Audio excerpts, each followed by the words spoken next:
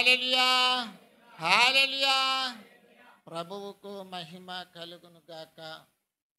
ప్రియులారా, ఇది వరకు దేవుని నామాన్ని మహిమపరిచాం, కీర్తించాం, కొనియాడాం.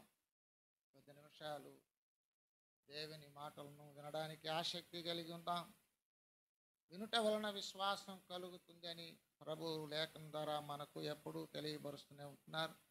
కనుక దేవుని మాటలను యోగ్యమైన మంచి మనసుతో వాక్యం విని విశ్వాసంలో బలపడదాం. దేవుని కృప కొరకు కనిపెట్టుకొని దైవాశీర్వాదాలతో నింపబడదాం. ప్రభు ఇదను మనకిచ్చేంటి దైవికమైన సంగతులను బట్టి మరి చక్కగా పరిశీలన చేద్దాం. దేవుని హృదయానుసారమైన జీవితాన్ని గురించి మనం ఈరోజు పరిశీలన చేద్దాం. దేవుని హృదయానుసారమైన జీవితం మనకు అవసరమైనది.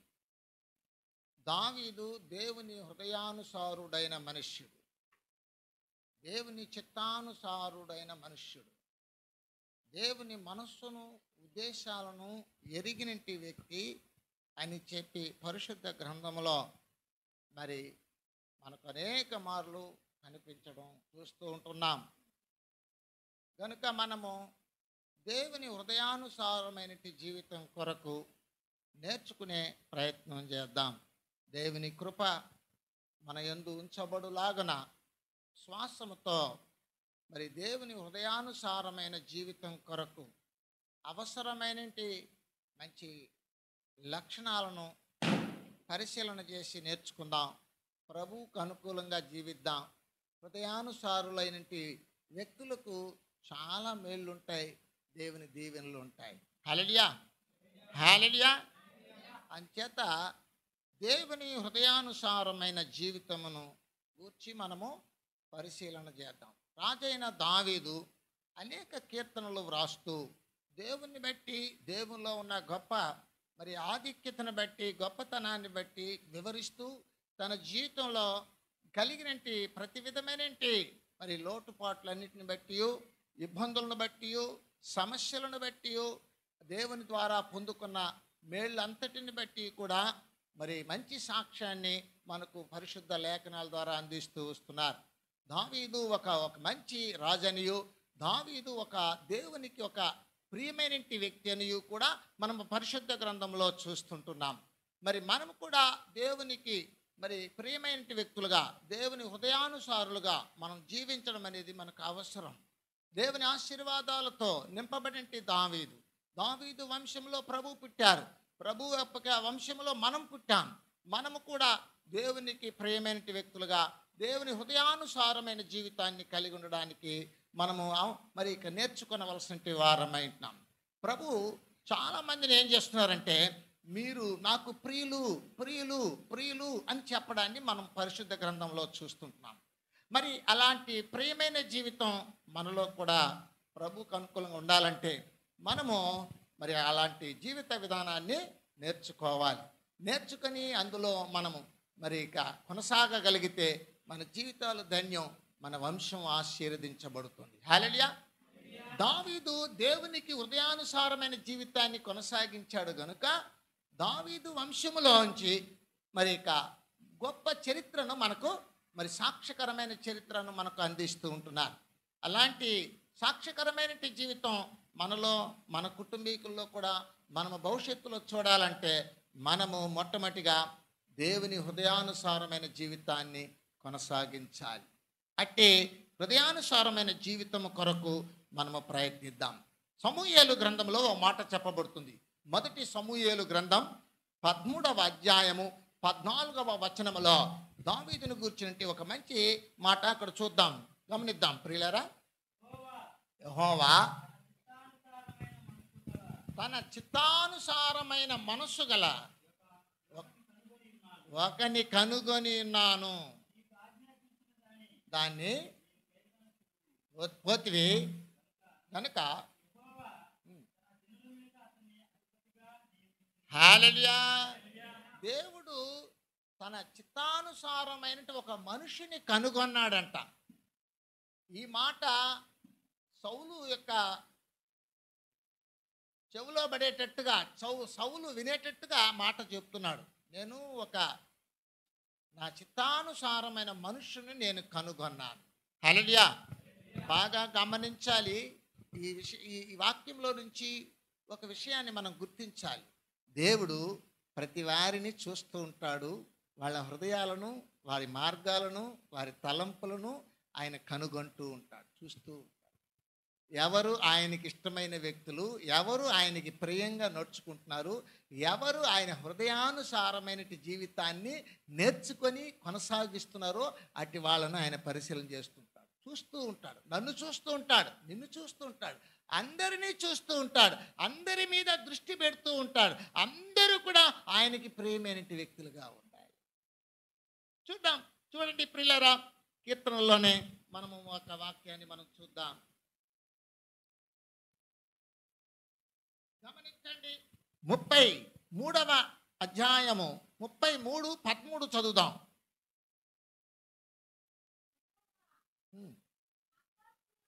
యెహోవా ఆకాశములో నుండి కనిపెట్టుచున్నాడు, ఆయన నరులందరినీ దృష్టి ఉంచుచున్నాడు.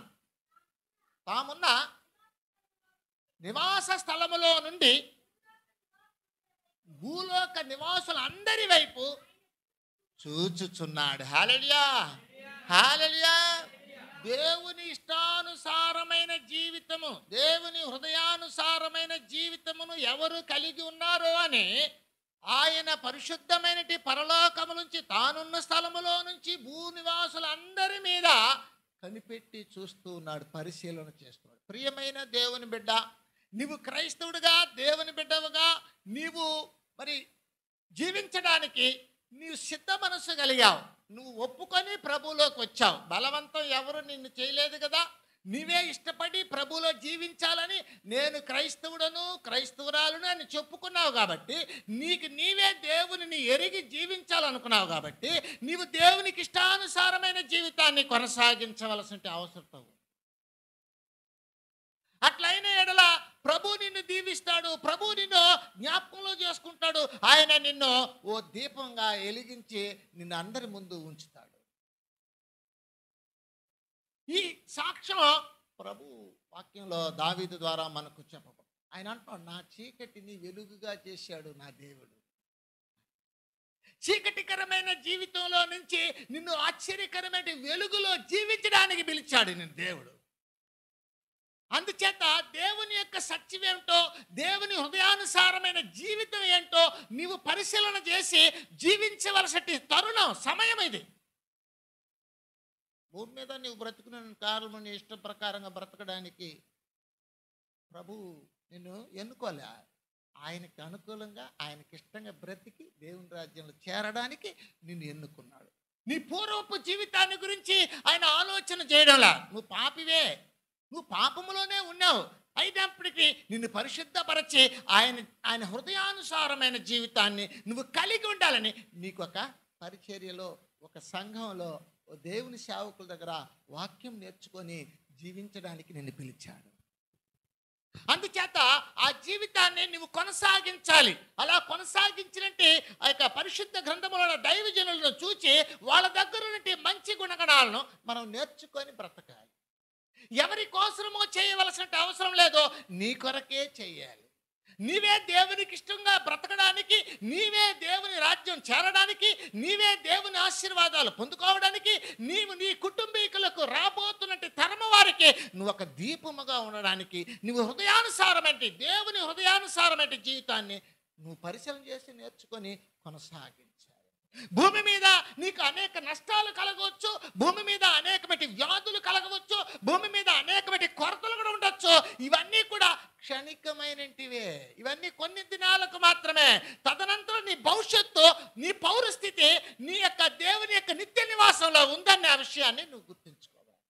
అందుకే నువ్వు ప్రభువుని ఎరగాలి. ఇది వ్యాపారము కాదు, ఇది మత కార్యము కాదు, ఇది నీకు ఇష్టమైన జీవితాన్ని కొనసాగించే ఒక ప్రత్యేకమైనది కాదు, ఇది దైవికమైన జీవితాన్ని నేర్చుకునే ఒక జీవితం. హల్లెలూయా, హల్లెలూయా. అంచేత మనము చక్కగా గమనించవలసిన వారమేంటున్నాము. మనం వేసుకుందాం ప్రశ్న, నేను దేవుని హృదయానుసారమైన జీవితాన్ని కలిగి ఉన్నానా? నీవు అలాంటి ప్రశ్న వేసుకున్నప్పుడు నీలో సమాధానం దొరుకుతుంది. అవును, నేను దేవునికి ప్రియంగా దేవుని హృదయానుసారంగా జీవిస్తున్నాను అనే సమాధానము నీ హృదయంలోంచి వచ్చినట్లయితే అయితే భద్రంగా కాపాడుకోదాన్ని. లేదు లేదు, నేను దేవుని హృదయానుసారముగా నేను జీవించడం లేదు అనే నీ హృదయము, నీ మనస్సాక్షి నీకు చెప్పినట్లయితే వెంటనే మనస్సును మార్చుకో. దావీదు ఎలా నడుచుకున్నాడో అలా నడుచుకోవడానికి ప్రయత్నించు. నీ జీవితంలో నువ్వు ఉన్నతమైన దేవుని మేలులు పొందడానికి పిలువబడ్డావు అంతే, మత కార్యం కొరకు కాదు, వేలాకోళమైన జీవితాన్ని కలిగి ఉండడానికి కాదు నువ్వు పిలువబడింది. నువ్వు దైవికమైన రాజ్యం కొరకు పిలువబడ్డావు. అందుకొరకు ఈ జీవితం తప్పనిసరి అవసరమై ఉన్నది. కనుక నీ ప్రశ్నకు సమాధానము నీలోనే ఉంది. అది నిన్నే మరి ఏం చేస్తుంటే జ్ఞప్తిలోకి తీసుకొచ్చి నీ మనస్సాక్షి నీకు చెప్తుంది, అవును కరెక్ట్గా ఉండవు, దేవుని హృదయానుసారమైన జీవితం నీలో ఉంది అన్నిందనుకో, నీ మనస్సాక్షి భద్రం చేసుకో, తప్పిపో. లేదు, మనం ఇంకా అలాంటి జీవితంలోకి ఇంకా కొంత మిగుల్చుకొని ఉన్నాం, ఇంకా పూర్తిగా నేర్చుకోలేదంటే త్వరపడు, దేవుడు నిన్ను దీవిస్తాడు. ఈ దినపు లేఖనాలను బట్టి నీవు అందులో కొనసాగడానికి ప్రయత్నించినట్లయితే దేవుడు నిన్ను దీవిస్తాడు. హల్లెలూయా. దావీదులో నుంచి హృదయానుసారమేంటి, దేవుని హృదయానుసారమేంటి జీవితాన్ని జీవించిన దావీదులో నుంచి కొన్ని సూత్రాలు, కొన్ని విషయాలు మనం నేర్చుకోవడానికి ప్రయత్నిద్దాం. మొట్టమొదటిగా చూద్దాం ప్రియులారా, చదవండి 25వ అధ్యాయము 1వ వచనం. యెహోవా నీ దిక్కునకు చూచి నేను నా ఆత్మను ఎత్తుకొనుచున్నాను. హల్లెలూయా, హల్లెలూయా, హల్లెలూయా. చూడండి, ఈయన ఏం చేస్తున్నాడంట,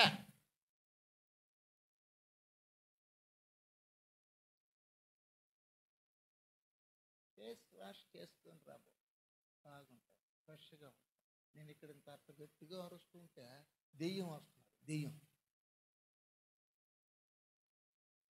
పరిశుద్ధ గ్రంథంలో నిద్రాత్మ అనేది ఒకటి ఉండాలి. అది మీరు పరిశీలన చేసి రేపు వారం నాకు చెప్పండి. యెషయా గ్రంథంలో ఉన్నది, అది కూడా చెప్పేసిన, మిగతాది మీరు కనుక్కొని వచ్చేయండి. హల్లెలూయా. నిద్రాత్మ, పరిశుద్ధాత్మ, దురాత్మ, ఇట్లా దేవుని ఆత్మ, క్రీస్తు ఆత్మ, ఇట్లా చాలా ఆత్మలు ఉన్నాయి. ఆ ఆత్మలో నీ దగ్గర ఏ ఆత్మ ఉందో నువ్వే పరిశీలన చేసుకో.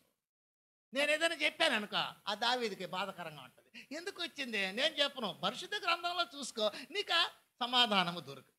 కాబట్టి నిద్రాత్మను విడిచిపెట్టి పరిశుద్ధాత్మను పొందుకో, మంచిది. హల్లెలూయా. 21వ వచనములో ఆయన మాట్లాడుతున్న మాట ఏం తెలుసా, ఆయన మంచి ప్రార్థన చేసే మనస్సు కలిగి ఉన్నాడు. నీ దిక్కునకు నా ఆత్మను ఎత్తుకొనుచున్నాను, ప్రార్థన చేసే మనస్సు కలిగి ఉన్నాడు. నీవు దేవుని హృదయానుసారమైన జీవితాన్ని నువ్వు కలిగి ఉండావు అనే దానికి మొట్టమొదటిగా నీకు ఇచ్చిన సూత్రం ఏంటంటే, నీవు ప్రార్థన చేసే మంచి మనస్సు కలిగి ఉండాలి. ప్రార్థన జీవితం నీలో ఉంటే ప్రార్థన చేసే వాళ్ళంటే దేవునికి ఇష్టం. హల్లెలూయా, హల్లెలూయా. దానియేలు గ్రంథము 9వ అధ్యాయము 23వ వచనము 24వ వచనం చదవండి.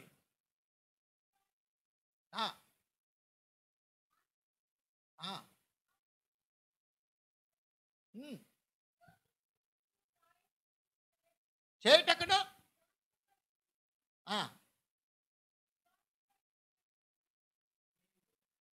29:23 అదే కదా చెప్పాను, 23, 24. అది నీవు బహుప్రియుడవు గనుక నీవు విజ్ఞాపనము చేయనారంభించినప్పుడు ఈ సంగతిని నీకు చెప్పుటకు వెళ్ళవలనని ఆజ్ఞ బయలుదేరాను. హల్లెలూయా, హల్లెలూయా. ఆయన ప్రార్థన చేస్తున్నప్పుడు ఒక స్వరం ఆయనకి వినిపించింది అంటే, నువ్వు బహుప్రియుడివి. ప్రియుడు అంటే ఇష్టానుసారుడివి, దేవునికి ఇష్టమైన వ్యక్తి, దేవునికి నచ్చిన పని చేశాడు. దేవుని హృదయం ఏమంటుంది కృష్ణ, ప్రార్థన చెయ్యండి. ప్రార్థనా జీవితం ఉండాలి. నువ్వు క్రైస్తవుడు అయితే, నువ్వు క్రైస్తవురాలు అయితే, నువ్వు క్రీస్తు దగ్గర, నువ్వు ప్రభు దగ్గర, నువ్వు తండ్రి దగ్గర నువ్వు మోకరిల్లి రోజు ప్రార్థన చేయాల్సిందే. నాకు పని ఉంది, నాకు బాగలేదు, నేను చదువుకున్నాను, నేను అలా చేశాను, అవన్నీ కూడా ఈడే ఉండేవాళ్ళు చేసే పని. హల్లెలూయా. నువ్వు ఈడుండవు, నువ్వు ఎక్కడికి వెళ్ళిపోతావు? అక్కడికి వెళ్ళిపోతావు. నీ పౌరస్థితి ఇక్కడ లేదు. నీ జీవము క్రీస్తులో దాచపెట్టబడింది, ఇక్కడ లేదు. నువ్వు చనిపోయినావు. గోయిందు చనిపోయి దానియేలు అయ్యాడు. మళ్ళీ గోయిందులాగా జీవించకూడదు. గోయిందా గోయిందా అనుకుంటా ఉండకూడదు. దానియేలులాగా యెరూషలేము దేవాలయం వైపు కిటికీ తలుపులు తెరిచేసి ఆయన ఏం చేశాడంట? ముమ్మారు ప్రార్థన చేస్తున్నాడంట. దానియేలు ముమ్మారు ప్రార్థన చేస్తున్నాడు. దావీదు ముమ్మారు ప్రార్థన చేస్తున్నాడు. 55:17 కీర్తన చూడండి.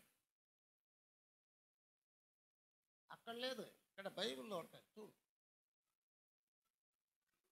సాయంకాలమున, ఉదయమున, మధ్యాహ్నమున నేను ధ్యానించుచున్నాను, మొరపెట్టుకొందును. హల్లెలూయా. చూడండి, ఆయనకి ఎన్నో పనులున్నా కూడా సరే, నీ పనులతో ప్రభువుకి సంబంధం లే. ఈ పనులు చెప్పి దేవుని దగ్గర వచ్చే మేలులు కోల్పోకూడదు. పనులు చెప్పకూడదు. మేలులు పొందాలంటే ప్రార్థన చేయాలి. నువ్వు ఎంత ఎక్కువగా చేసుకుంటే నీకు అంత మేలులు. అంతే, అంతవరకే లిమిట్. దానికి నీ మేలుల కొరకు నేను ప్రార్థన చేయలేను, నాకు పని ఉండింది, నేను అట్ట చేశాను, పాస్టర్ గారు అలా చెప్పారు, ఇలా నేర్పించినారు, ఇది ఎవరికి సాధ్యమో? పని బాట లేని వాళ్ళకే కదా. అలా చెప్పుకుంటూ ఉండకూడదు. నీవు ఆశీర్వాదం పొందాలంటే నువ్వు తప్పనిసరిగా దేవుని హృదయానుసారమైన జీవితాన్ని కలిగి ఉండాలని నీవు కోరిక కలిగి ఉంటే, ఇదిగో దావీదు అలా చేశాడు. దావీదుకు మంచి పేరు ఉంది దేవుని దగ్గర. నీకు కూడా అంత మంచి పేరు రావాలంటే ప్రార్థించే మంచి మనసు నీలో ఉండాలి. ఎప్పుడూ ప్రార్థనలో గడపడానికి నీవు దేవుని మనసు కలిగి ఉన్నట్లయితే, దేవునిలో నువ్వు ఉన్నట్లయితే, నీలో దేవుడు ఉన్నట్లయితే నీకు అలాంటి అనుభవం కలుగుతుంది. ప్రార్థన పని చేసుకోవాలన్నా చేసుకో. ఎవరు పని చేసుకోవద్దని ఎవరు చెప్పడం లేదే. చదువుకోవాలా చదువుకో. హల్లెలూయా, హల్లెలూయా. ఎంత వ్యర్థమైన సమయమో, వాళ్ళతో వీళ్ళతో మాట్లాడే సమయమో, టీవీ చూసే సమయమో, అలా ఇలా తిరిగే సమయమో, వాటినన్నిటినీ పక్కన పెట్టి ప్రభువులో గడుపు. మేలు. ప్రేమగా ఉంటావు, అడుగుడి మీకు ఇవ్వబడును అంటున్నాడు. విచారణ చేయని ఎడల వారిని అందరినీ కూడా మరణమును విధిస్తాము అంటున్నాడు. మరి 2 దినవృత్తాంత గ్రంథము 15వ అధ్యాయంలో. కాబట్టి ఇలాంటివన్నీ కూడా మనం అర్థం చేసుకోవాలి. ప్రార్థన చేయకపోతే మరి వారికి మరణము విధిస్తామన్న ఒక చక్కటి ఆజ్ఞ వాళ్ళ దేశంలో పెట్టుకున్నారు, ఆశారాజు యొక్క దేశంలో. అది ఎంత గొప్పదంటే అలాంటి ఆజ్ఞ వాళ్ళు పెట్టుకున్నారు. ప్రార్థించకపోతే ఎన్ని సమస్యలు వస్తాయనేది వాళ్ళకు తెలుసు. ఏ సమస్యనైనా ప్రార్థన ద్వారా పటాపంచలు చేసుకోవచ్చు. హల్లెలూయా, హల్లెలూయా. ప్రార్థన ద్వారా పరిష్కార మార్గం నీకు వస్తుంది. దేవునితో మాట్లాడడం వల్ల ప్రతి విషయాన్ని నువ్వు ప్రార్థన ద్వారా పరిష్కారం చేసుకోవచ్చు. దావీదు అదే పని. అదుల్లాము గుహలో ఉన్నా, జీపు అరణ్యములో ఉన్నా, కోటలో ఉన్నా, ఇంకెక్కడ ఉన్నా కూడా సరే ఆయన ప్రార్థనలో గడుపుతున్నారు. లోయలోకి పోయినా ప్రార్థన, కొప్పు లాంటి కొండ కొప్పులోకి పోయినా ప్రార్థన, జనాల్లో ఉన్న ప్రార్థన, ఏకాంతంగా ఉన్న ప్రార్థన, ఎక్కడికి పోయినా ప్రార్థన. ఎందుకంటే దేవుని గురించిన విషయాలు ఆయన తెలుసు. నీకు దేవుని గురించిన డీటెయిల్స్ తెలిస్తే ఆయన్ని విడిచిపెట్టే పరిస్థితుల్లోకి రావు, దిగవను. దేవుని గూర్చిన జ్ఞానము కొందరికి లేకపోవడం వల్ల లోక జ్ఞానం వచ్చి దేవుని జ్ఞానాన్ని జరగొట్టేస్తున్నారు. లోక జ్ఞానంలో తర్పిదైపోతే దైవ జ్ఞానము పలచమైపోతుంది. లోకుల యొక్క మాటలు శరీర సంబంధమైనవి, దేవుని యొక్క మాటలు ఆత్మ సంబంధమైనది. ఆత్మ సంబంధమైన ఈ ఆత్మను పాడు చేసుకునేదానికి శరీరం పోరాడుతుందంట, 24 గంటలు పోరాడుతున్నది. ఈ విషయం నీకు తెలియాలంటే నువ్వు దేవుని వాక్యంలోకి వెళ్ళి ఉండాలి. అప్పుడే నీకు నష్టం కలిగేది ఏంది, మేలు కలిగేది ఏంది నీకు అర్థమవుతుంది. ఇలాంటి విషయాలను దావీదు కనుగొన్నాడు కాబట్టి ఆయన ఎప్పుడు కూడా ఏంటంటే ప్రార్థనలో గడుపుతున్నాడు. హల్లెలూయా, హల్లెలూయా. 16వ వచనం చదవండి, కీర్తనలో 25:16.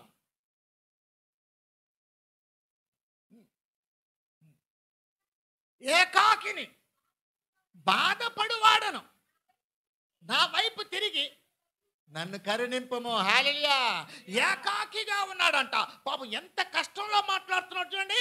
ఆయన ఎంత ఇబ్బందుల్లో మాట్లాడుతున్నాడు. నాకెవరు సహాయం లేదు, నేను ఒంటరిగా ఉన్నాను, నేను దిక్కులేని వాడిగా ఉన్నాను అని చెప్పి ప్రార్థన. ఎట్టి పరిస్థితుల్లో ఉన్న ప్రార్థనను విడిచిపెట్టాడు. చూడండి ప్రియులారా, గమనించవలసిన వారు అంటాం. 116:3-4 కీర్తనలు చూద్దాం. 116:3-4 చూద్దాం త్వరగా. మరణ బంధములు నన్ను చుట్టుకొని ఉన్నవి, పాతాళపు వేదనలు నన్ను పట్టుకొని ఉన్నవి, శ్రమయు దుఃఖమును నాకు కలిగేను. యెహోవా దయచేసి. హల్లెలూయా, హల్లెలూయా. చూసినా ప్రాణముతో పెనుగులాడుతున్నాడు, ప్రాణముతో పోరాడుతున్నాడు. భయము, మరణ భయము పట్టుకొని పీడించబడుతున్నప్పటికీ కూడా దేవుని దగ్గర ప్రార్థన చేస్తాడు. నాకు సహాయం చేయి, నాకు సహాయం. హల్లెలూయా. ఎవరైనా పెళ్లి చేసుకోవాలంటే ప్రార్థన చేయరు. దేవుని పెళ్లి చేసుకోవాలి ప్రభా అని చేయరు. దేవుడు తెచ్చా నోట్లో పెడతాడా, మనం ప్రయత్నించవద్దా, మనం చూడవద్దా, మనం సెలెక్ట్ చేసుకోవద్దా. Selecting 3C selecting. Marriage bureau దగ్గరకు పోతారు. 3C. First C cash, second C colour, third C caste. మా కులస్తులనే కట్టుకోవాలి, వాళ్ళ రక్తం అంటే బ్లూగా ఉంటుంది, మన రక్తం ఎర్రగా ఉంది, వాళ్ళ రక్తం మరి ఎట్టుంటుందట, ఎర్రగా ఉంటుంది. మా కులంలో రక్తమా, మేము గొప్పవాళ్ళం, మా కులంలో మేము గొప్పవాళ్ళం, మా రక్తం ఎట్లా బులుగుగా ఉంది, తెల్లగా ఉంది అన్నట్టుగా తెల్ల రక్తం వాళ్ళు తెల్ల రక్తం వాళ్ళే కట్టుకోవాలట. తెల్ల రక్త కణాలు అంటారు చూడు, అట్లా అట్లా చెప్పుకొని ఇట్లా చేస్తారు. లాస్ట్లోకి మన బుచ్చినాయుడు కండిగా మందిరం ఎదురుగా ఒక ఆయన దిగుండాడు ఇప్పుడు. హల్లెలూయా. ఆయన ఒకప్పుడు స్టూడెంట్ లీడర్ అంట ఆయన స్టూడెంట్ లీడర్. ఆ స్టూడెంట్ లీడర్ అంటే ఇంకా డిగ్రీ కాలేజీలో స్టూడెంట్ లీడర్ ఆయన అంటే ఆయన కాళాస్త్రి పెరకాకే ఆయన స్టూడెంట్ లీడర్. ఆయనకి ఏదో ఒక పార్టీ సపోర్ట్గా ఉంది కాబట్టి దాంట్లో వచ్చారు. అప్పుడు ఆయన ఏమనుకున్నట్టే చాలా సింపుల్గా హ్యాపీగా ఏం చేస్తున్నాడు, లవ్ చేసేస్తున్నాడు. లవ్ చేసేటప్పుడు భలే ఉంటుంది, అది లవ్ కదా. అది లవ్ చేసేసాడు. లవ్ చేసేసిన తర్వాత హ్యాపీగా పెళ్లి చేసేసుకున్నాడు. పెళ్లి చేసుకున్న తర్వాత ఇప్పుడు ఏం చేశాను, నేను లోకాన ఏకాకిని బహు అవివేకిని. పెళ్లి చేసుకున్నప్పుడు ఆ అమ్మాయి మంచిది, ఆ అమ్మాయి మంచోడు అని చెప్తారు. 6 నెలలు అయిన తర్వాత మంచోడని సాక్ష్యం చెప్పడం లాగా ఇప్పుడు కనిపించడం లేదు ఆ సాక్ష్యం. హల్లెలూయా. ఎవరో ఒక్కరు దేవుని కృప కలిగిన వాళ్ళు అట్లా పెళ్లి చేసుకున్నా కూడా దేవుని పట్టుకొని దేవుని మాటలకు లోబడిన వాళ్ళని దేవుడు ఏంటంట, సరే పోనీలే క్షమించేస్తుందా, సరే నేను మంచిగా నీ కాపురానికి నేను బ్లెస్సింగ్ ఇస్తానని అనుకున్నప్పుడు దేవుడు అనుకుంటే అప్పుడు బాగా జరుగుతూ ఉంటుంది. లేదు దేవుని వదిలిపెట్టేసి ప్రేమ దోమ అంటే మళ్ళీ వాళ్ళ జీవితం పరిస్థితి ఏమిటో మళ్ళీ వాళ్ళకే తెలుస్తుంది. అలాగా ఆయన ఏం చేస్తున్నట్టే ఒకరోజు గుండం ఎత్తుకొని లింగి కట్టుకొని పోతున్నాడు. ఏమయ్యా ఎట్టున్నావు నువ్వు, ఏంది స్టూడెంట్లో స్టూడెంట్ నెంబర్ 1 కదా నువ్వు, ఏమి ఇలా అయిపోయావంటే ఏం చేసేది సార్. ఇంకా స్టార్ట్ చేసినాడు ఆయన. ఇంకా నేను వినేదానికి లేదు, ఎందుకంటే నాకు ప్రేయర్ టైం అయిపోయింది. సరే అయ్యా మళ్ళీ ఖాళీగా పెట్టేటప్పుడు మాట్లాడుతానులే అట్ట, మీరు ఒక్కరే ఏదైనా చేయగలుగుతారని నాకు పట్టం కట్టి మళ్ళీ పంపించినాడు. హల్లెలూయా. ఆ రోజు నేను అప్పటి నుంచి ఏం చేస్తున్నట్టు ఆయన ఆడ కనిపిస్తుంటే నేను ఇట్లా ఉడాయించేస్తాను, నాకు సమయం ఉండడం లేదు. ఏదైనా చేసేటప్పుడు మంచి చెడుల ఆలోచన చేసి తీర్మానం చేసుకోవడంలా, భవిష్యత్తుని బట్టి కూడా సరే దేవుని గురించి కూడా సెలెక్ట్ చేసేటప్పుడు తొందరపాట్లు ఎక్కువ, ఏ విషయంలో కూడా తొందరపాటు ఎక్కువ. దేవుని యొక్క విషయాలు తెలియకపోవడం వల్ల లోకంలో పడిపోయి తొందరపడి ఆ మంచి జీవితాన్ని పాడు చేసుకుంటారు. హల్లెలూయా. దుష్ట సాంగత్యము అంటే ఫ్రెండ్షిప్ మంచి నడవడిని చెడుపుతుందంట. అంటే నువ్వు ఫ్రెండ్షిప్ చేసినా కూడా సరే ఎవరైనా డబ్బు ఉండే వాళ్ళు మనకు బాగా మరి అంగిటికి వెళ్ళి తీసిస్తారని సహవాసం చేయకూడదు. మన సొత్తు మనకు చాలు, కేవలం మనం నిమిత్త మాత్రంగా జీవించాలి. ఇలా ప్రతి విషయంలో మరి ఏం చేస్తుందట, మంచోళ్ళు వాళ్ళు మంచోళ్ళు అని మంచి దేవుణ్ణి వదిలిపెట్టేసి లోకంలో తిరగడం వల్ల వాళ్ళ మంచితనాలు మళ్ళా అది ఏమైపోతుంట, మంచి విషయంగా మారిపోతుంది. అంచేత గమనించవలసిన వారం అంటున్నాం. ఇవన్నీ నీకు తెలియాలంటే ప్రార్థనలో గడపాలి. ఆత్మల వివేచన వరము అనేది ఒకటి ఉంది. ఈ ఆత్మల వివేచన వరము అనేది ఎట్లా అంటే, ఎదుటి వాళ్ళు ఎలాంటి వాళ్ళు అనేది తెలుసుకునేది. ఎదుటి వాళ్ళు ఎలాంటి వాళ్ళు అనేది తెలుసుకునేది. అలాంటి వరం నీకు ఎప్పుడు వస్తుందంటే, నీలో పరిశుద్ధాత్మ నిల్వ చేయబడినప్పుడే. పరిశుద్ధాత్మ నీలో ప్రవేశించినప్పుడు నీకు అలాంటి విషయాల గురించి ముందుగానే తెలియపరిచి హెల్ప్ చేస్తుంది. హల్లెలూయా. అదే పరిశుద్ధాత్మ నీలోనికి రావాలంటే నువ్వు పరురాలుగా ఉండాలి. నువ్వు ప్రార్థనాపరురాలుగా ఉంటే నీకు ఆత్మల వివేచన వరాన్ని దేవుని ఆత్మ ద్వారా నీకు ఇచ్చి ముందస్తుగానే జరగబోవు సంగతుల గురించి దేవుని ఆత్మ నీకు నేర్పిస్తుంది. హల్లెలూయా, హల్లెలూయా. దేవుని ప్రణాళికలు కూడా నీకు ముందుగానే తెలియపరచబోతుంది. అలాగే కన్య మరియ ప్రార్థన చేస్తున్నప్పుడు దేవుని ఆత్మ దూత రూపంలోకి వచ్చి జరగబోవు సంగతుల గురించి ముందుగానే తెలియదు. అందుకు ఆమె ఏమైపోయిందంటే తీర్మానంతో దేవుని పని కొరకు తన హృదయాన్ని, తన మనస్సును అనుకూలపరిచింది. ఇలా దావీదు కూడా దేవుని ఆత్మను కలిగిన వాడు. దేవుని ఆత్మను కలిగిన వ్యక్తి ఎలా అలా పొందాడంటే ఆయన ప్రార్థనా జీవితం కలిగిన వాడు. నీవు నీ జీవితంలో మంచి చెడులు తెలుసుకోవడానికి కూడా దేవుని సహాయం కావాలి. కాబట్టి నువ్వు దేవుని యొక్క హృదయంలో ఉన్నట్టు ఆ సంకల్పాలు, ఉద్దేశాలను, చిత్తాలను నువ్వు తెలుసుకోవాలంటే నీకు దేవుని సహాయం, ఆత్మే నీకు సహాయం చేయాలి. కాబట్టి నువ్వు ప్రార్థనలో గడపడం అవసరం. నువ్వు ప్రార్థనలో గడపలేదనుకో, దేవుని మంచితనం అనేది నీకు తెలీదు, దేవుని ప్రణాళిక అనేది నీకు తెలీదు, ఈ పని ఎందుకు జరిగింది, ఇది ఎందుకు జరిగిందో నీకు తెలీదు. కాబట్టి దేవుణ్ణే దూషించేస్తూ ఉంటావు. ఎప్పుడు నీకు ఇష్టమైనది జరగలేదంటే దేవుని మీద నెపం వేస్తావు. దేవుని మీద నీవు ఏం చేస్తుంటావనంటే సాకులు పెట్టుకుంటూ ఉంటావు. ఇలా చాలా మంది దేవుని దూషించడానికి దిగిపోయి దేవుని సన్నిధిలో వాళ్ళు ఏమవుతుంటే రావాల్సిన మేళ్ళు పొందలేకపోతుంది. హల్లెలూయా, హల్లెలూయా. కాబట్టి ప్రార్థన చేసే మనస్సు నీకుందా? ఇది ఒక ప్లాట్ఫామ్ లాంటిది, ఒక పునాది లాంటిది. దాని మీద నీ ఆత్మీయ జీవితాన్ని కట్టుకోవాలి. ప్రార్థన అనేది ఒక పునాది లాంటిది, ఒక ప్లాట్ఫామ్ లాంటిది. దాని మీద నువ్వు ఎన్నైనా కూడా కట్టుకోవచ్చు. ఎంతన్నా నువ్వు ఆధారపడి జీవితాన్ని కొనసాగించవచ్చు. హల్లెలూయా, హల్లెలూయా. ఈ జీవితం దావీదు దగ్గర ఉంది. ఇది మనకు అవసరమైనది. అప్పుడు మనము దేవుని హృదయానుసారమైన జీవితంలో ఉన్నామని మనకు క్లారిటీకి వచ్చేస్తుంది. రెండవదిగా చూద్దాం, చదవండి ప్రియులారా, 2వ వచనం. నా దేవా, నీ యందు నమ్మిక ఉంచి ఉన్నాను. హల్లెలూయా, హల్లెలూయా. నువ్వు దేవుని నమ్ముతున్నావా, ధ్యానారం నమ్ముతున్నావా? జనాలంతా ధ్యానారాన్ని నమ్ముతారు. డబ్బు ఉంటే ఏమైనా చేయొచ్చంట, ఎట్టన్నా బతకొచ్చంట. కొండ మీద కోతి కూడా వస్తుందంట. కోతి రాదు. మామ కావాలంటే మామిడి పండు చూపించి వచ్చేస్తుంది, గుడ్డు చూపించి వచ్చేస్తుంది.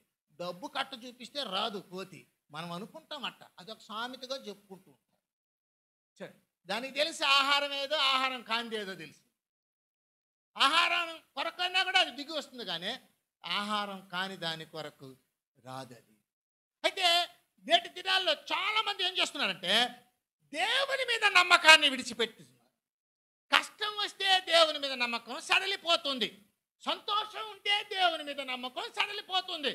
ఎట్లా సౌకర్యాలు ఉంటే దేవుని మీద నమ్మకాన్ని పలచ చేసుకునేస్తారు. దాన్ని మరి ఏం చేస్తుంటారంటే పక్కన పెట్టేస్తుంటారు నమ్మకం. హెబ్రీ పత్రిక 11వ అధ్యాయము 6వ వచనంలో ఏం చెప్పారు చూడండి. హెబ్రీ పత్రిక 11వ అధ్యాయము 6వ వచనంలో ఏం చెప్పారో చూద్దాం. విశ్వాసము లేకుండా దేవునికి ఇష్టడయ్యుండుట అసాధ్యము. హల్లెలూయా, హల్లెలూయా. చూడండి, దేవునికి ఇష్టంగా ఉండాలంటే నీకు విశ్వాసం ఉండాలి, నమ్మకం పెట్టాలి దేవుని మీద నమ్మకం పెట్టాలి. హల్లెలూయా. వ్యవసాయకుడు దేని మీద నమ్మకం పెడతాడు?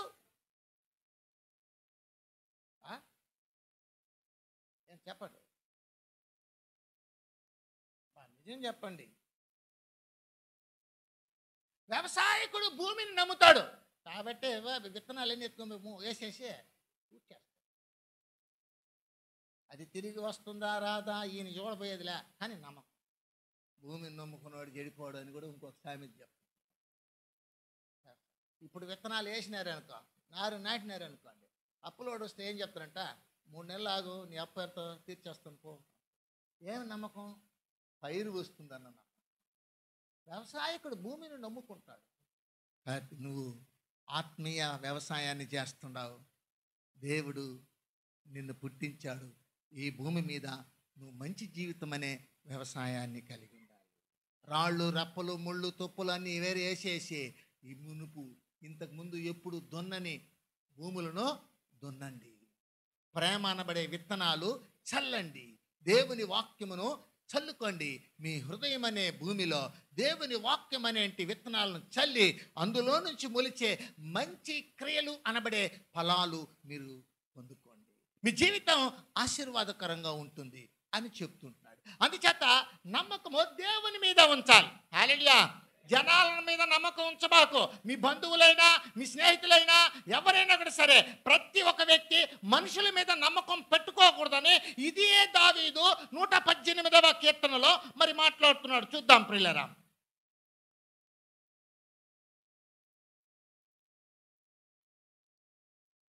నూట 18:8 మనుషులను నమ్ముకొనుట కంటే యెహోవాను ఆశ్రయించుట మేలు, రాజులను నమ్ముకొనుట కంటే యెహోవాను ఆశ్రయించుట మేలు. చూడండి, హృదయానుసారమైన దేవుని హృదయానుసారమైన జీవితాన్ని జీవించి మంచి ఫలితాలు పొంది మరి మరి గొర్రెల కాపరిగా ఉంటున్న ఆయన మహారాజు అయిన తర్వాత రాసినట్టు కీర్తన ఇది. రాజులు కాదు, దేవుడే. రాజులు కూడా మనుషులే. వాళ్ళంతా ఏం చేయలేరు. వాళ్ళు ఏదైనా చెయ్యాలన్నా కూడా సరే దేవుని పర్మిషన్ వాళ్ళలో నుంచి వస్తే తప్ప కఠినులను కూడా మార్చగలిగే సమర్థుడు మన దేవుడు. నీ అవసరాల కొరకు కఠినమైన మనిషి దగ్గర నుంచి కూడా వాడి మనస్సును మార్చి నీకు సహాయపడడానికి మరి ఉపయోగపడి మరి కార్యం చేసేవాడు నీ దేవుడని గుర్తించాలి. అందుచేత దేవుని మీద నమ్మకం ఉండాలి. దేనినైనా కూడా నీవు నమ్మకపోయినా నీకు నష్టం లేదు, కానీ దేవునిని నమ్మకపోతే నీ జీవితానికి అడ్రస్ ఉండదు. చాలామంది బొమ్మలను నమ్మేస్తుంటారు. క్రైస్తవులలో కూడా చాలామంది. అలాంటి సంస్కరణ తప్పు అనే పరిశుద్ధ గ్రంథంలో చెప్పబడు.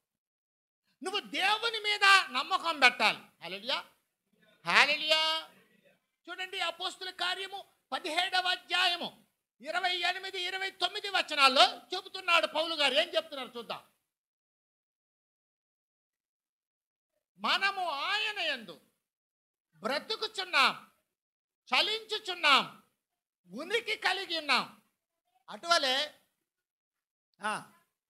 సంతానమని కవీశ్వరులో కొందరు చెప్పుచున్నారు.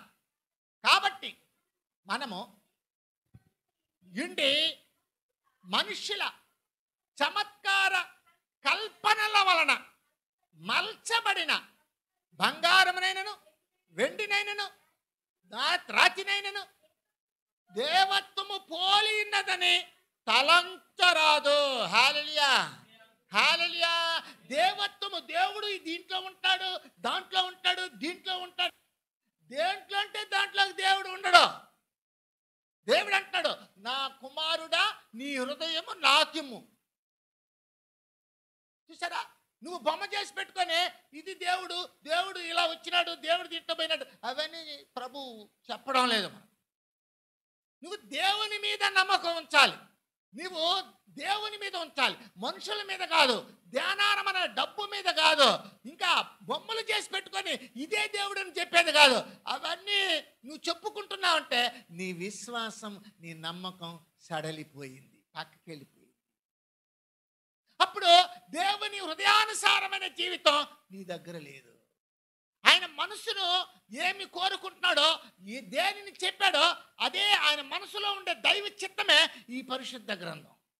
ఈ పరిశుద్ధ గ్రంథంలో నువ్వు ఏదైతే చేస్తున్నావో అది దేవుని యొక్క చిత్తానుసారమైన జీవితంగా రావడానికి మనకు అవకాశం. అందుచేత ఈ దావీదు ఏం చేస్తున్నాడంటే దేవునిపై నమ్మకం ఉంచుతున్నాడు. నీవు దేవునిపైనే అన్ని విషయాలలో నువ్వు నమ్మకం ఉంచుతున్నావా? నువ్వు నమ్మకం ఇస్తే ఏ విషయంలో నువ్వు సిగ్గుపడవు. హల్లెలూయా. రోమాపత్రిక చూడండి, పరిశుద్ధమైన పౌలు గారు రోమాపత్రిక 9వ అధ్యాయము 33వ వచనంలో ఓ మాట చెప్తున్నారు, చూద్దాం. రోమా 9:33 చదవండి. అడ్డురాతిని అడ్డుబండను సీయోనులో స్థాపించుచున్నాను, ఆయన యందు విశ్వాసముంచువాడు సిగ్గుపరచబడడు. హల్లెలూయా. ఎన్ని శ్రమలు వచ్చినా, ఎన్ని బాధలు వచ్చినా, ఎన్ని అడ్డంకులు వచ్చినా విశ్వాసం కలిగినోడు సిగ్గుపడడు. ఎవరైనా వస్తారు, నీకు ఒక కష్టం వచ్చింది అనుకో, నీకు ఒక బాధ వచ్చింది అనుకో, దేవుడు దేవుడు దేవుడు అనుకొని పోయినావా దేవుడి దగ్గరికి, ఏమి చేసేసినాడు ఆ దేవుడు అంటేనే అట్టే సిగ్గుపడిపోతారు కొంతమంది. ఈ సిగ్గుపడిపోవడానికి గల కారణం ఏంటంటే నమ్మకం శాతం తగ్గిపోయింది. సాతానుడి పని అదే. సాతానుడు నీ విశ్వాసాన్ని హరింపజేయడానికే ప్రయత్నిస్తుంటాడు, నీ యొక్క మంచి మనస్సును దోచేసేదానికి ప్రయత్నిస్తుంటాడు.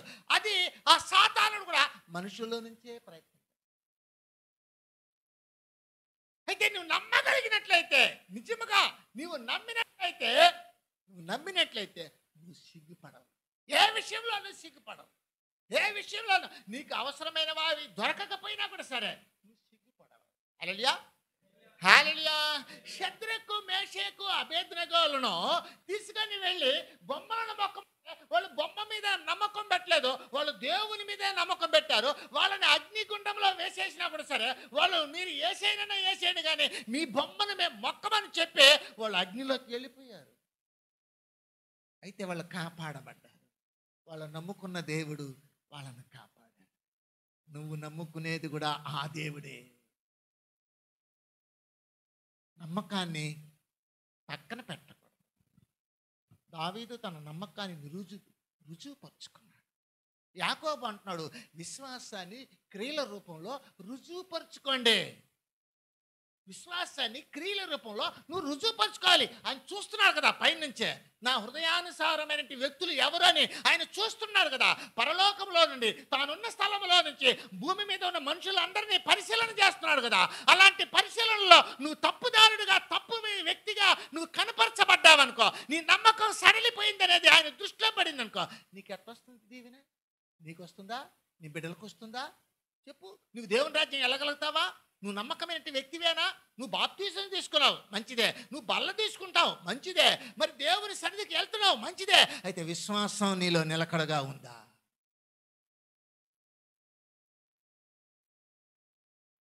చాలా మందికి నిలకడలేని జీవితం అంతా నీలో ఉంచుకొని ఎదుటివానికి బుద్ధులు చెప్పి తప్పులు చేస్తారు. మారాలి మారాలి, నీ మనసే మారాలి. ఆ మారిన మనసు దేవునికి ఇస్తే ఫలితం ఉంటుంది. మనస్సును ఇవ్వడం అంటే మనస్సులో విశ్వాసాన్ని కలిగి ఉండడం. నీ విశ్వాసాన్ని పదిలపరచుకోవాలి. నీ విశ్వాసాన్ని సడిలిపోయేటట్టుగా నువ్వు తత్తరపడకూడదు. ఇటు అటు నీ పరిస్థితుల ప్రభావాలకు నువ్వు తల ఒగ్గేయకూడదు. ఒక పరిశుద్ధమైన స్త్రీ కుటుంబ ఇబ్బందుల కొరకు కాని పనికి తల ఒగ్గితే దాన్ని ఏమంటారు? అలాగే మనం కూడా మన కష్టాలకు ఓర్చుకోలేకుండా మనం యేసయ్యను పక్కన పెట్టి దేన్నో నమ్మడం, ఎవరెవరి మాటలో వినడం, ఎవరెవరి వెనకలో వెళ్ళిపోవడం, ఏదేదో గాలి లెక్కలు వేసుకోవడం విశ్వాసం సడలిపోయిన జీవితం. ఇలాంటి జీవితంలో చాలామంది నడుచుకుంటూ ఉంటారు. ఎవరు వాళ్ళని అడగరు, ఎవరు వాళ్ళని పట్టించుకోరు. ఎందుకంటే వాళ్ళ జీవితం వాళ్ళది. మంచిగా ఉంటే ఏమంటే ఏమి, ఎంత అంటే మన బంధువులు అనుకుంటాం, మన బంధువులు మన దగ్గరకు వస్తారు వెళ్తుంటారు, మనం వాళ్ళ దగ్గరికి ఇస్తాం వెళ్తుంటాం. కానీ మన పర్సనల్ ఆత్మీయ జీవితం లేదా మన ఆత్మ సంబంధమైన జీవితం ఎవరు పట్టించుకోరు, ఎవరు సహాయం చేయలేరు. వాక్యం సహాయం చేయగలిగినంత ఎవరు సహాయం చేయలేరు. అందుచేత ప్రభు వాక్యంలో తెలియబడుతున్నాను, నువ్వు సిగ్గుపడవు, నమ్మితే నువ్వు సిగ్గుపడవు. 10వ అధ్యాయము 11వ వచనం రోమాపత్రిక, 10వ అధ్యాయము 11వ వచనము రోమాపత్రికలోకి వెళ్దాం త్వరగా. ఏమనగా ఆయన యందు విశ్వాసం ఉంచువాడు ఎవడును సిగ్గుపడనని లేఖనము చెబుతున్నది. హల్లెలూయా, హల్లెలూయా. ఎప్పుడు కింద ఒకటి పోతే ఒకటంట, ఒకటి పోతే ఒకటంట, ఒకటి పోతే ఒకటి అన్నప్పుడు పక్కన అంట దేవుడు దేవుడు అని తిరుగుతున్నావా, రా నేను ఆచార్య దగ్గర తీసుకొని పోతాను, ఆయన అప్పు అని ఊదేస్తాడు. సాయిబు దగ్గర తీసుకొని పోతాను, అప్పు అని ఊదేస్తాడు. బిడ్డకు బాగలేదు, ఇదేంటది విరోచనాలు అవుతుంటాయి చూడండి, అదేదో సందులు ఈదులు అంటుంటారు. అటువంటి వాటికి కూడా అప్పుడు వెంటనే పార్టీ మార్చేస్తారు, వెంటనే ఆయన దగ్గర తీసుకుని వెళ్ళిపోతారు, వెంటనే ఏడకెళ్ళిపోతారు, ఆడకెళ్ళిపోతారు, ఆడకెళ్ళిపోతారు, ఏడకెళ్ళిపోతారు, ఏదేదో చేసేస్తుంటారు. హల్లెలూయా. ఆ రూపాయి వాళ్ళ బండికి ఎవరు అటు అనేసినారట, అటు అనేసినారని చెప్పేసి ఓయబ్బా ఏం చేసేది ఎడకేసేది, వాళ్ళ బండిని అటు అనేసినారు, ఏదో జరిగిపోతుందట.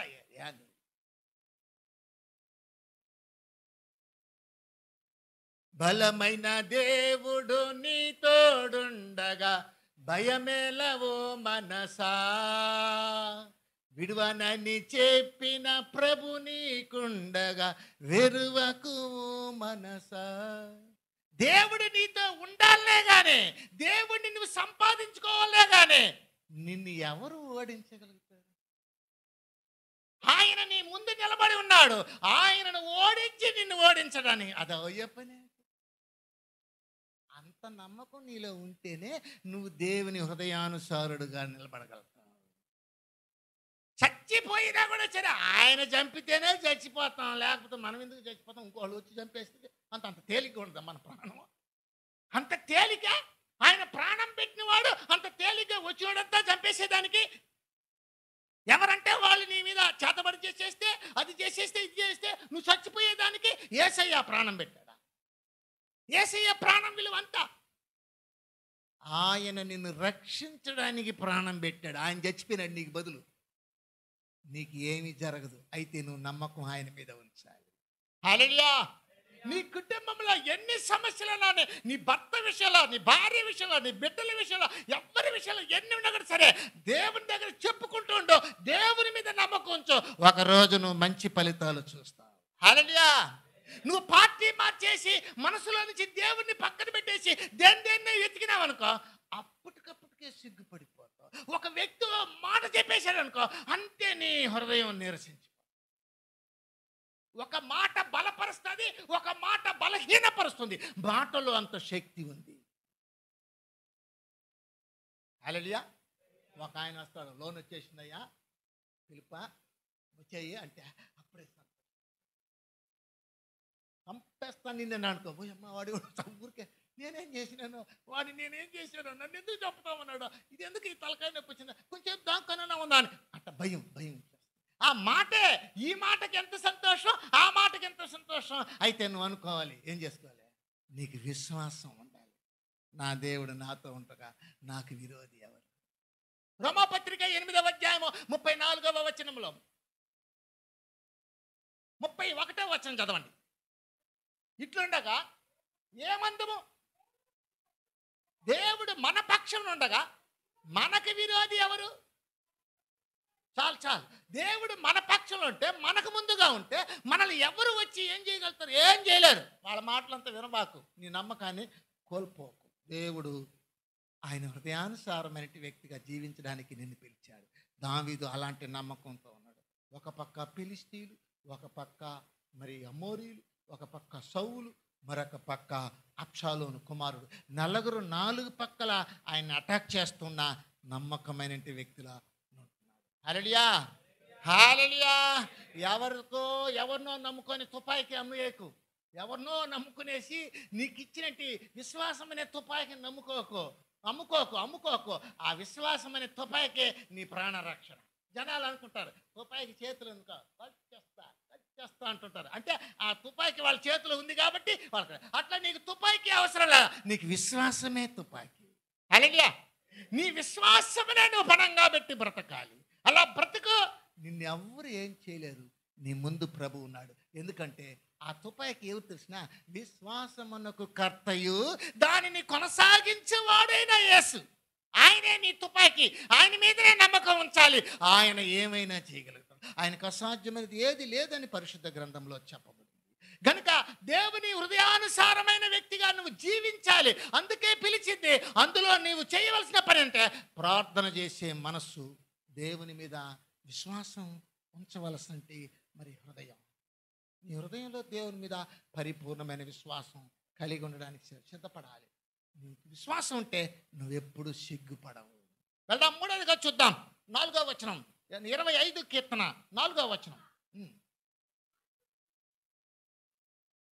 యెహోవా నీ మార్గము నాకు తెలియజేయము, నీ త్రోవలను నాకు తేటపరచము. హల్లెలూయా, హల్లెలూయా. చూడండి, దేవుని మార్గాలను తెలుసుకోవాలన్న అభిలాష ఉండాలి, ఆశ ఉండాలి.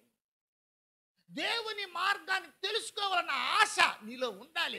దేవుని మార్గాలను పక్కన పెట్టేస్తే నీ మార్గాలు మనుషుల మార్గాల్లోకి వెళ్ళిపోయినావు అనుకో, పాడైపో. ఇదిగో ఆ రాజు ఏమంటున్నాడంటే, ఇక్కడ వాక్యంలో చూస్తున్నాం మనము, యెహోవా నీ మార్గములు నాకు తెలియజేయమా, నీ మార్గాలు నాకు చెప్పు, నేను అలా నడుచుకుంటాను. కొంతమంది వస్తుంటారు నా దగ్గరికి, పాస్టర్ అయ్యా, పాస్టర్ గారు వందనాలు అంటారు. ఏమమ్మా, ఏమయ్యా, మేము ఈ పని ఎట్ట చేయాలనో మాకు చెప్పండి, మాకు తెలియదు కదా, మీరు చెప్తే మేము అలా నడుచుకుంటాం అంటారు. సరే, సమాధుల దగ్గర బాబాకండి అంట. నేను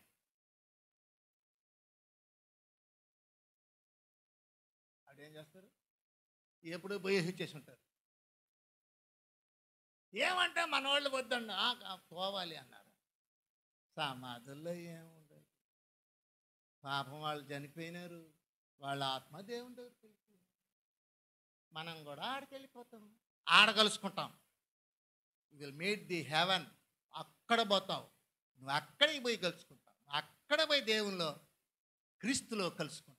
ఈడ పోయి సమాధులకు పూజలు చేస్తా, ఆ డబ్బులు తెచ్చి నా దగ్గర ఇస్తే నేను ప్రార్థన చేయనా, ఒక పేదవాళ్ళకి ఒక బట్టలు తీసినా, ఊరగా పూలమాల ఆవు తినేస్తున్నది, ఈ గాలికి క్యాండిల్ ఆరిపోతున్నది, పాలు పెట్టి తీయన తాగొచ్చు, దాన్ని ఎత్తుకొని పోయి నీళ్ళల్లో మట్టి. పాలు దొరకకుండా, ఒక విషయం చెప్తాను చూడండి, పాలు దొరకకుండా పాల పిండిని పాలులా తయారు చేసి మనకి ఇచ్చేస్తున్నారు. అంటే ఒట్టి పాలు, బర్రి పాలు కాదు, ఆ బర్రి కాదు, కొండగొర్రె, ఆ పాలు మేకపాలు అని మిక్స్ చేసేసి పౌడర్ చేసేసి దాన్ని మళ్ళీ పాలులాగా తీసి మన దగ్గర ప్యాకెట్లు లెక్కలు ఇస్తున్నారు. హల్లెలూయా. మళ్ళీ రేటు ఎక్కువ దానికి. మామూలు పాలు ఒక 1/2 లీటర్ ఎంతయ్యా? పాలు కూడా తీవా? ఎంతమ్మా లీటరు?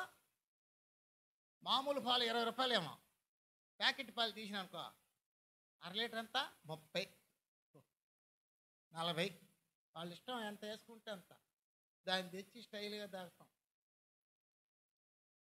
మొన్న ఒక ఆయన బియ్యం తింటున్నాడు. ఏమయ్యా తెల్లగా ఉండేదంటే, ప్లాస్టిక్ బియ్యం అంట, విటమిన్ బాగుంటుంది.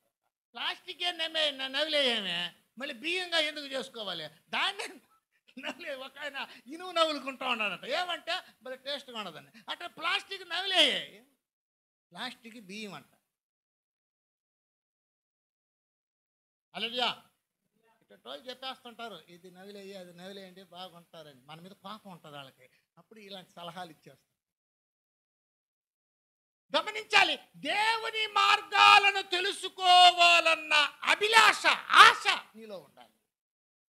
ఎప్పుడు కూడా దేవుని మార్గాలు తెలుసుకోవాలి, లోకం మార్గాలు కాదు. లోకం మార్గం ఎన్టీఆర్ పార్కుకి పోతున్నాము అంటే, అవునా ఎట్టున్నది ఇది, నేను కూడా చూడాలనిపిస్తున్నది అంట, దానికి పోతాం. అది అవసరమా?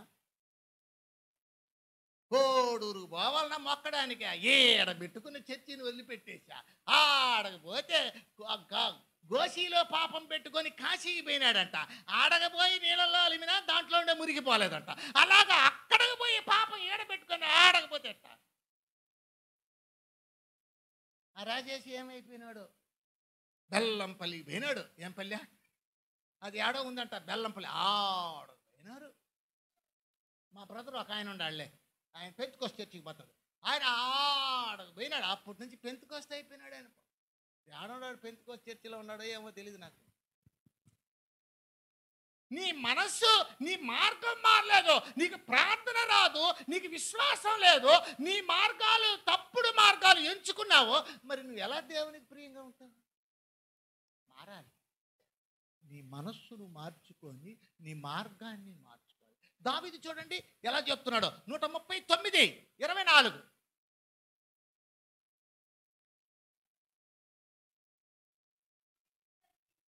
నీకు ఆయాసకరమైన మార్గము నా యందు ఉన్నదేమో చూడుము, నీతి మార్గమున. హల్లెలూయా. చూసినా ఎట్లా రిక్వెస్ట్ చేసుకుంటాడో దేవుణ్ణి, నీకు నష్టం, నీకు ఇష్టం లేని మార్గం నా దగ్గర ఏదైనా ఉంటే చెప్పు ప్రభా, నేను మార్చుకుంటాను అని రిక్వెస్ట్ చేస్తున్నాడు. ప్రభు దగ్గర ప్రార్థన చేస్తున్నాడు. ఏమంటే ఆయనకి దేవుని మార్గాలలో జీవించాలన్న ఆశ. ప్రభువే చెప్తున్నాడు. ఈయన ఇక్కడ అడుక్కుంటాడు. ఎవరండి? దావీదు అడుగుతున్నాడు, దేవుణ్ణి అడుక్కుంటాడు. ప్రభువా, నా దగ్గర తప్పుడు మార్గం ఏదైనా ఉంటే చూసి చెప్పు ప్రభా, నేను సరి చేసుకుంటానని దావీదు అడుగుతూ ఉంటే, మరొక దగ్గర చూడండి, ఇర్మియా గ్రంథం 6:16. అక్కడ దేవుడే చెప్తున్నాడు. చూడండి, అక్కడ ప్రభు చెప్తున్నాడు. ఏం చెప్తున్నాడు చూడండి, ఇర్మియా 6:16. చూడండి, దేవుడు ఇలాగ సెలవిచ్చుచున్నాడు, మార్గములో నిలిచి చూడుడి, పురాతన మార్గములో గూర్చి విచారించడి, మేలు కలుగు మార్గం ఏదని అడిగి అందులో నడుచుకున్నది నెమ్మది కలుగును. హల్లెలూయా. వచ్చేసింది దెయ్యం. అవి చర్చిలోకి వస్తాయి, దెయ్యాలు చర్చిలోకి వస్తాయి, కానీ అక్కడికి వచ్చి నిలబడలేవు, బయట వచ్చారు. అది కళ్ళు, నిద్రాత్మ కూడా ఒక దెయ్యం అంట, అది కూడా. హల్లెలూయా. మేలు కలుగు మార్గం ఏదని అడిగి తెలుసుకొని అందులో నడుచుకోండి అయ్యా అని దేవుడు చెప్తే వాళ్ళు ఏం చెప్తున్నారు చూడండి కింద. అయితే వారు మేము అందులో నడుచుకోము, మాకు వద్దంటారు. వీళ్ళు విచిత్రమైన వాళ్ళు. వీళ్ళకి ఈ విచిత్రమైన వాళ్ళకి సృష్టికర్త అయిన దేవునికి ఒక ఏమొస్తుందంట, వాగ్వాదం వచ్చినట్టుగా యెహెజ్కేలు గ్రంథం 18వ అధ్యాయంలో మాట్లాడుతున్నాడు. యెహెజ్కేలు గ్రంథం 18వ అధ్యాయంలో చూద్దాం.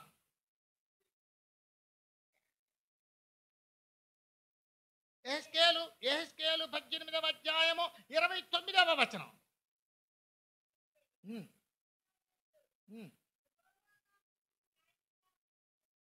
చెప్పుచున్నారు, ఇశ్రాయేలులారా, నా మార్గము న్యాయమే, మీ మార్గమే న్యాయము కాదు. హల్లెలూయా.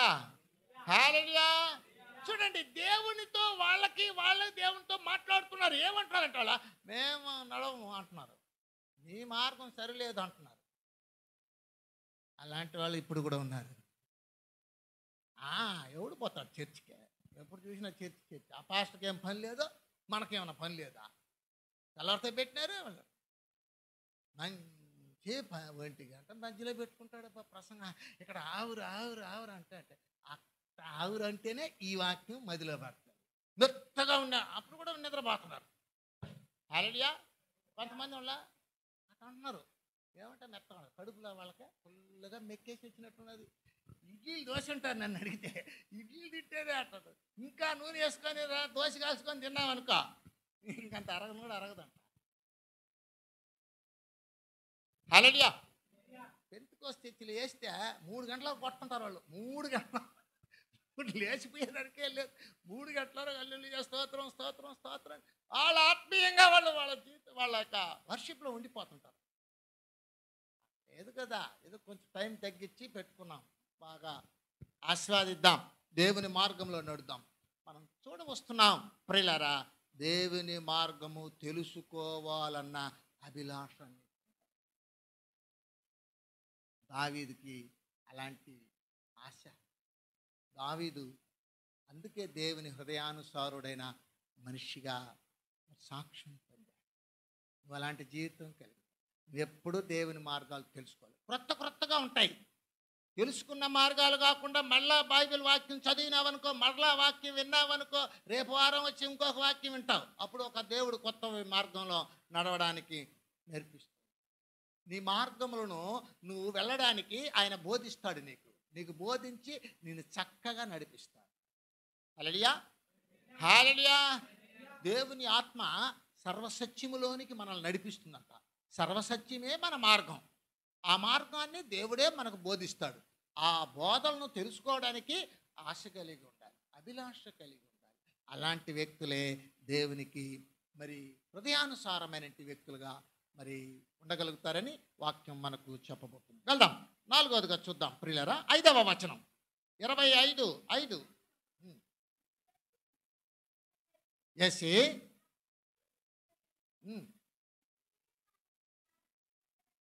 దేవుడు దినమెల్లా, హల్లెలూయా, దేవుని కొరకు కనిపెట్టే మనస్తత్వం ఉండాలి, ఆశాభావం ఉండాలి, నిరీక్షణ ఉండాలి నీలో. దేవుడు అలా చెప్పాడు, దేవుడు వాగ్దానం ఇచ్చారు, దేవుడు ఇలా ఆశీర్వదించినారు, దేవుడు ఇలా చెప్తానని వాక్యంలో చెప్పారు. దాని కొరకు కనిపెట్టుకొని ఉండాలి, ఆశాభావము కలిగి ఉండాలి, నిరీక్షణ మనస్తత్వము కలిగి ఉండాలి. ఎప్పుడో దేవునిలో ఎదురు చూస్తూ ఉండాలి. దేవుడు అలా చేస్తాడు, ఇలా ప్రార్థన చేసేసినా, దేవునికి అప్పుకు చేసినాము, ఈ పనిని దేవుడు చేసేస్తాడు. కనిపెట్టుకో. యెహోవా కొరకు కనిపెట్టుకొని వారు నూతన బలము పొందుదురు. వారు పక్షిరాజు వలె పైకి ఎగురుతూ నడుస్తూ, పైకి ఎగురుతూ అలయక సొమ్మసిల్లక వాళ్ళు ఏం చేస్తారట? పరుగులు తీస్తారు. అట్లనే యెషయా గ్రంథము 40వ అధ్యాయము 31వ వచనంలో చెప్పబడి ఉన్నదన్నమాట. మరి నూతన బలము పొందే అనుభవం నీలోకి రావాలి. నీవు దేవుని మరి యొక్క సహాయం కొరకు నిరీక్షణ కలిగి, ఆశ కలిగి ఉండాలి. ఆశ కలిగిన ప్రాణమును దేవుడు తృప్తిపరుస్తాడు. హల్లెలూయా, హల్లెలూయా. దేవుని కొరకు కనిపెట్టాలి, నీకొక నిరీక్షణ ఉండాలి. ఏమిటి? నిరీక్షణ లేని వారు వలె, ఇతరుల వలె మీరుండక చనిపోయిన వాళ్ళ గురించి ఏడవబాకండని 1 తెస్సలోనికి రాసిన పత్రిక 4వ అధ్యాయంలో 13 నుంచి చెప్పబడుతున్న మాటలను బట్టి చూస్తే నిరీక్షణ లేని వాళ్ళలా ఉండకూడదు. మనకు ఒక నిరీక్షణ ఉంది, అది యేసయ్య రాకడ. యేసయ్య రాకడకంతా కూడా నీవు మంచిగా సిద్ధపడిపోవాలన్న ఒక ఆలోచన, తలంపు నీలో ఉండాలి. యేసయ్యకు ఆశీర్వాదం నీ ఇంటికి మీదకి కుమ్మరించబడాలన్నాక నిరీక్షణ నీకు ఉండాలి. ఎలా బ్రతికితే దేవుడు మనల్ని ఆశీర్విస్తాడు, ఎలా జీవిస్తే మనం దేవుని మేలు పొందగలుగుతాం, ఇలాంటి ఆలోచన, ఇలాంటి మరి నిరీక్షణ, ఆశాభావము కలిగి మనం జీవించాలి. అలాంటి వాడే దావీదు. హల్లెలూయా, హల్లెలూయా. రోమాపత్రిక చూడండి, 5వ అధ్యాయము 5వ వచనములో పౌలు గారు ఓ మాట చెప్తున్నారు.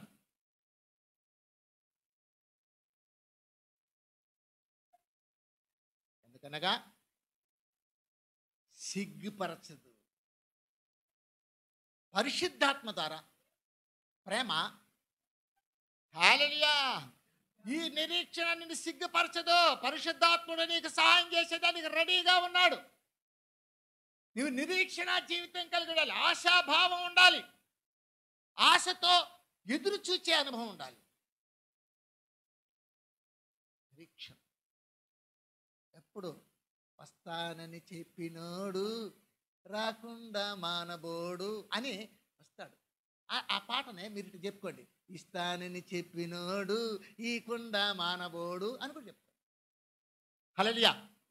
ఇస్తానని చెప్పాడైనా, అడుగుడి మీకు ఇవ్వబడిన, వెతుకుడి మీకు దొరకను, తట్టుడి తీయబడు, అన్ని ఇచ్చేస్తాడు నీకు. కాబట్టి నువ్వు ఆయన మీద నువ్వు ఆశ కలిగి, ఆశాభావం కలిగి ఉండాలి.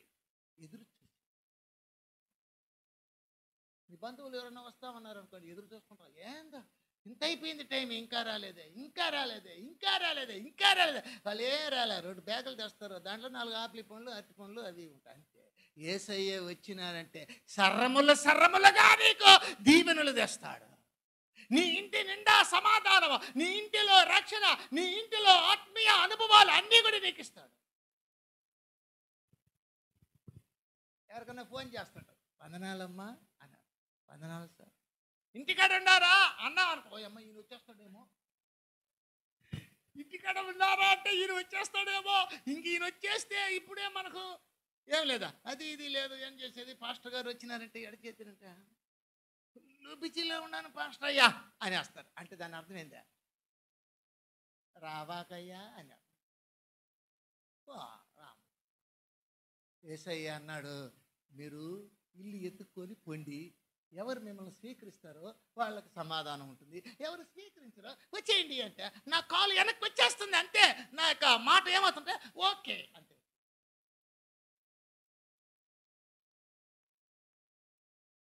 హల్లెలూయా. కుటుంబం పెట్టాలంట, బాగా పెట్టాలంట, బాగా పెట్టాలంట. అదేందో నాకు తెలియడం లేదు. పెట్టేస్తారో ఏమో, అన్ని బంగారు వంటకాలే చేసి పెట్టేస్తారేమో. ప్రార్థన చేసుకోండి, బాగుండండి, ప్రభువులో బలపడండి, దైవికమైన జీవితంలో ఉండండి, దైవాశీర్వాదాలు. కొంతమంది ఎలా చేస్తుంటారు, వాళ్ళకి ఆశాభావం రావాలి, దేవుడు మన ఇంట్లోకి రావాలి. హల్లెలూయా, హల్లెలూయా. కొర్నేలికి ఎట్టున్నాడంట, ఎదురు చూస్తున్నాడంట, దైవజనుడు వస్తాడు, పేతురు వస్తాడు, మా ఇంటికి వస్తాడు, చుట్టుపక్కల ఇళ్ళలో వాళ్ళకందరికి చెప్పేసి అందరికి భోజనాలు రెడీ చేసి పెట్టేసి అందరూ వచ్చిన తర్వాత దేవుని సేవకుని పాదాల మీద పడి, శతాధిపతి అయిన కొర్నేలి, ఆషామాషి ఆయన కాదు, ఆయన అంత పెద్ద శతాధిపతి అయిన కొర్నేలి ఆ దైవజనుడి దగ్గర పాదాల మీద పడి ప్రణమిల్లడానికి వంగుతున్నాడు. ఈయన అంటున్నాడు, ఈ దైవజనుడు ఈయన ఎటుంటాడు, ముక్కుకో ముక్కుకో, నా పాదాలు ముట్టుకో ముట్టుకో అనలేదు. ఈయనేమంటున్నాడు తెలిసిన, ఈయనేమంటున్నాడు, అయ్యి నేను కూడా మనిషినే కదా, అలాగంతా చేయి, మనం ఇద్దరం కలిసి దేవుణ్ణి పాదాలు పట్టుకున్నాం, ఆయన పని ఆయన చేసి. హల్లెలూయా. ఆశాభావం ఉండాలి, దేనికైనా దైవికమైన జీవితంలో నీకు ఇంట్రెస్ట్ ఉండాలి, నీకు ఉత్సాహం ఉండాలి, నువ్వు ఆశతో ఎదురు చూడాలి, దైవరాజ్యం కొరకు కూడా ఎదురు చూడాలి. నువ్వు రెడీగా బతికినావు అనుకో, ఎప్పుడో ప్రభు పిలిస్తే వెళ్ళిపోదాం, ప్రభు పిలిస్తే వెళ్ళిపోతాం. ఆయన నిన్ను పిలవాలంటే క్రీస్తునందుండి మృతులైన వాళ్ళని పిలుస్తాడు, కడబుర స్వరం వినిపిస్తాడు. హల్లెలూయా. ఒక ఆశాభావం. దావీదుకి ఎప్పుడు దేవుని సహాయం కొరకు, దేవుని యొక్క రాజ్యం కొరకు, దేవుడు ఇవ్వబోతాడు రాజ్యం, దేవుడు రాజ్యం ఇవ్వబోతాడని ఆయన తెలుసు. కాబట్టి దేవుడు దేవుడు దేవుడు మధ్యకాలంలో సౌలు చంపే అవకాశం వచ్చినా కూడా దేవుడు చెప్పలేదు, మాకు ఎంతటి నిరీక్షణ దేవుని మీద, ఎంతటి ఆశ దేవుని మీద, ఎంతటి ఆశాభావంతో బ్రతుకుతున్నాడు. అందుకే దేవుని హృదయానుసారుడైన మనుష్యుడు. హల్లెలూయా. చదువుకొని ముగిద్దాం త్వరగా ప్రియులారా. 6వ వచనం, యెహోవా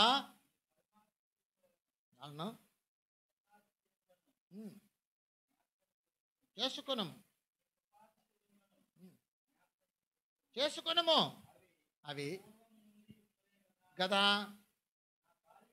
నా బాల్య పాపములు, నా అతిక్రమమును జ్ఞాపకము చేసుకొనకుమో. హల్లెలూయా. చూడండి ప్రియులారా, ఎప్పుడు కూడా దేవుని హృదయానుసారమైన వ్యక్తికి ఉండవలసినంటే మరి 5వ గుణం ఏంటంటే పాపాలు ఒప్పుకోవాలి.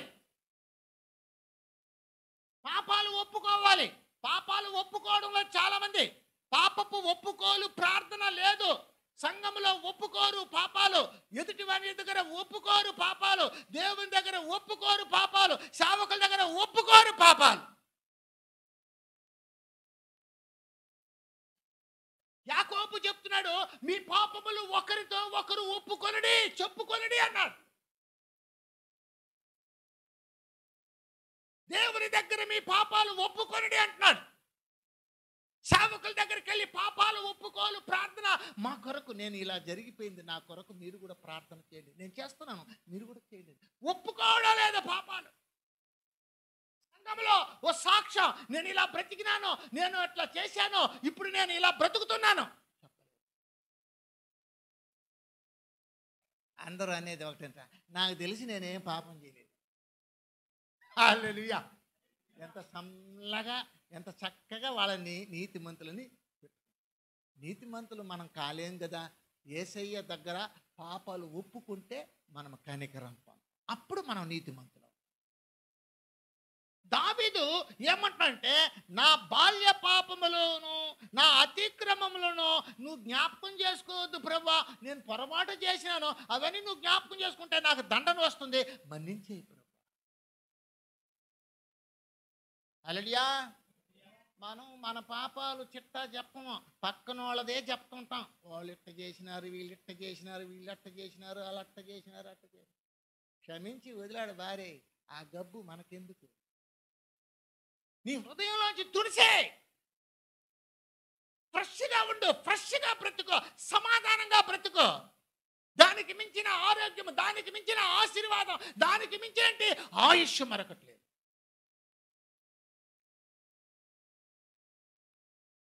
కక్షలు యేసుక్రీస్తులో లేవు, కార్పణ్యాలు లేవు, క్షమాపణ ఉంది. ఆయన బిడ్డలు, ఆయన హృదయానుసారులు కక్షలు పెట్టుకోకూడదు, అన్నించి వదులు.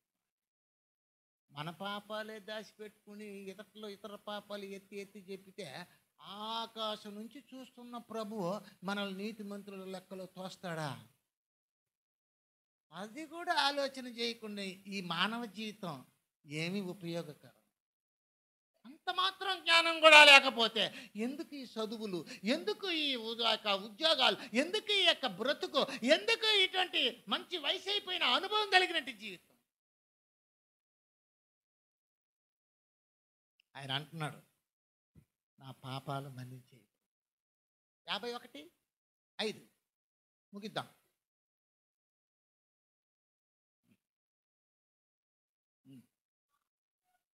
పుట్టిన వాడను.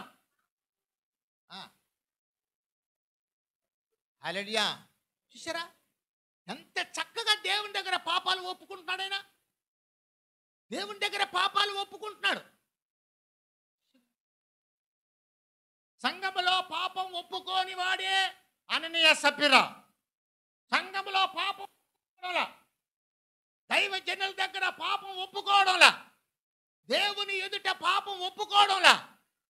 చూసారా, సహోదరుని దగ్గర ఒకరికొకరు పాపాలు. ఐఆమ్ సారీ, నేను నీ ఎడల పొరపాటు చేసినాను, నన్ను మన్నించు, ఇంకెప్పుడు అలా చేసుకోనిలే, నువ్వు నేను బాయ్ బాయ్ అని చెప్పుకోరు. నా దగ్గరికి ఎవరైనా వస్తే చేతులు పట్టుకోండి అంటే చేతులు పట్టుకున్నాడు. ఏందో అంత కష్టంగా చేతులు పట్టి షేకండి ఇవ్వడానికి, ఏందో అంత కష్టం అయిపోయింది. ఇక్కడ అంటాం, బయట పోయిన తర్వాత ఏం చేస్తామంట, ఇంకొకరికి కష్టం అంట, మన్నించుకోవాలి, ఏం చేస్తామా కానీ పట్టుకో. గాడిద కాళ్ళు పట్టుకున్నాడంట ఆయన. ఎవరా? పాస్టర్ మేలు కదా, చేతులు పట్టుకోమన్నాడా? ఆ కాళ్ళు పట్టుకోమంటే అప్పుడేం చేసినట్ట, కాళ్ళు కూడా పట్టుకోవాలి.